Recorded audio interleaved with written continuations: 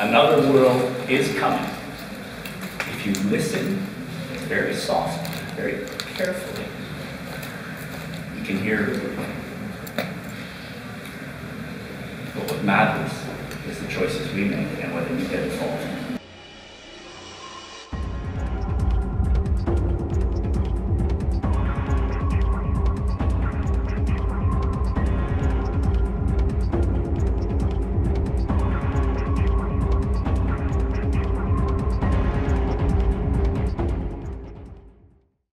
Majoritatea e mereu rasistă.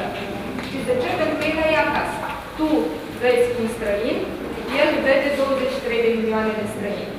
Comportamentul individului se schimbă în funcție de locul în care se află. Often different cultures, different nationalities can be a source of conflict when we don't understand each other, when we don't feel our needs are being met. Dumnezeu m-a ajutat să înțeleg valoarea care nu e neapărat dată de etnie, de țară, de cultură, e dată de faptul că ești om. Human beings all over the world and human beings in this room are different. Toți oamenii sunt în esență la fel. Au aceeași esență bună. All that is necessary for evil to succeed is for good people to do nothing. Asta se întâmplă când ne oprim în a mai fi diferenți. Lucruri minunate se vor întâmpla. Și asta contăm pe fiecare dintre voi. Să nu mai fiți diferenți. Pentru că niciodată nu veți ști ce impact veți avea în viața celorlalți, în viața unui copil, în viața unei femei, în viața unui bărbat. Niciodată nu știi. Sau în viața unei comunități. Mă duc în călătoriile mele pentru oameni, pentru a cunoaște oameni. Ce ai fost? De ce te-ai dus acolo? Se cheamă Malta Frică. Foarte puțini mi-au cerut mie ceva, dar toată lumea mi-a dat. Nu trebuie să așteptăm ca societatea să facă totul. Este o responsabilitate a fiecăruia dintre noi să mențină acest climat de înțelegere. Just think about the sentence for a moment. I tolerate you. How does that sound to you? I tolerate you. I don't have to like you. I'm not interested in you. You can be thankful to me that I tolerate you. Toleranța nu e suficientă. Ceea ce trebuie să primeze pentru ca o comunitate să coexiste este respectul. Nu avem numai drepturi de pline, avem și obligații de pline. Practic, toate barierele pe care ni le punem din cauza prejudecăților, toate pot fi date jos. In the final analysis, our areas of agreement is far wider than our areas of disagreement. În momentul în care ajungem să cunoaștem aspecte noi unii despre ceilalți, ajungem să ne știm mai bine, trecem de stereotipiile care de multe ori ne îngrădesc viziunile și ne îngrădesc chiar primul element care poate să ducă la colaborare și anume dialogul. Granițe. Nu am văzut niciodată vreun, dar am auzit că există în mintea unor oameni. Different cultures, different people, different experiences come together. And what we feel, what we experience isn't fear, but this wanting to know. Gândirea creativă se naște nu de la izvor, ci de la confluență.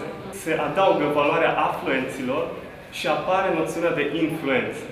Am onoarea să vă prezint mesajul Alteței Sale Regale, Principele Radu al României, adresat Festivalului Artelor și Multiculturalismului de la Cluj, prima ediție, octombrie 2011. Schimbul de gânduri, de simțiri și de trăiri, prin anihilarea frontierelor geografice și de limbă, este unul dintre cele mai importante gesturi ale omului de astăzi, legat în mod amăgitor de seamănul lui prin internet și prin companiile aeriene. Cultura europeană nu are nevoie să fie inventată. Ea are nevoie să fie ajutată să circule. I believe that Cluj and Romania certainly is on the road to a better tomorrow. Today we live in the global village. Like John Donne said, No man is an island unto himself. We are all part of the whole. Interacțiunea cu oamenii poate construi punți care să distrugă automat prejudecăți și stereotipuri. E cazul să stăm puțin pe gânduri și să nu ne trezim într-o bună zi foarte singuri și foarte puțin în calea istoriei. Multiculturalismul își pierde din sens în contexte ca cele prezentate aici, dacă nu este întâlnit de cetățenii activi. Principalul obiectiv al fundației este de a schimba atitudinile negative ale majoritarilor față de etnia rom. Există în România atitudini negative față de rom? Sunt ochelari care îi purtăm și ne face să ne simțim confortabili. Dar când îi dai jos, nu mai poți să stai indiferent.